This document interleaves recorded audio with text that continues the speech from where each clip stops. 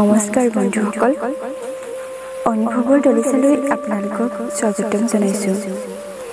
আজি মই ভিডিঅ'টোৰ মাজেদি আপোনালোকৰ আগত ব্যক্ত কৰিব বিচাৰিছোঁ মোৰ মনৰ মাজত খুদুৱাই থকা কিছুমান অনুভৱ। আশা ৰাখিছোঁ ভিডিঅ'টো আপোনালোকে আদৰি লয়।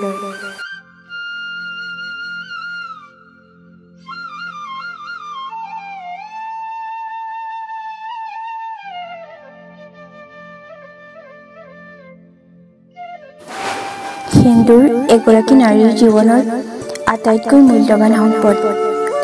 যেতিয়া এজন পুৰুষে এগৰাকী নাৰীৰ কপালত সেন্দুৰ আঁকি দিয়ে, সেই মুহূৰ্তৰ পৰাই নাৰীগৰাকী সেই পুৰুষজনৰ পত্নী অৰ্থাৎ অৰ্ধাংগিনী।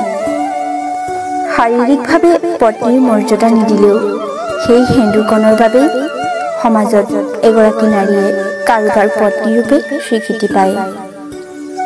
সেন্দুৰ আৰু স্বামী এই দুয়োটাই নাৰীৰ জীৱনৰ সকলোতকৈ মূল্যৱান সম্পদ।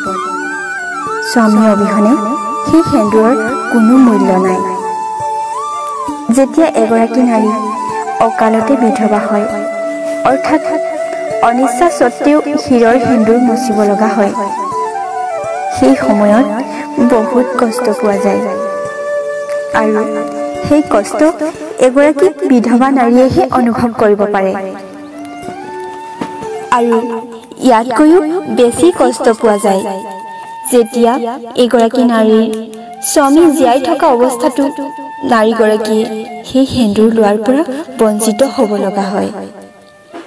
সেন্দুৰ কেৱল নাৰীৰ জীৱনৰ মূল্যৱান সম্পদেই নহয়, ই স্বামী স্ত্ৰীৰ মাজত থকা বিশ্বাসৰ এক প্ৰতীক। কিন্তু যেতিয়া তেওঁলোকৰ মাজৰ বিশ্বাস হেৰাই যায়, যেতিয়া এজন স্বামীয়ে পত্নীক সেন্দুৰ লোৱাৰ পৰা বঞ্চিত কৰি ৰাখে বা পত্নীয়ে নিজেই তাৰ পৰা আঁতৰি থাকে, তেন্তে সমাজত সেন্দুৰৰ কোনো মূল্যই নাথাকিব।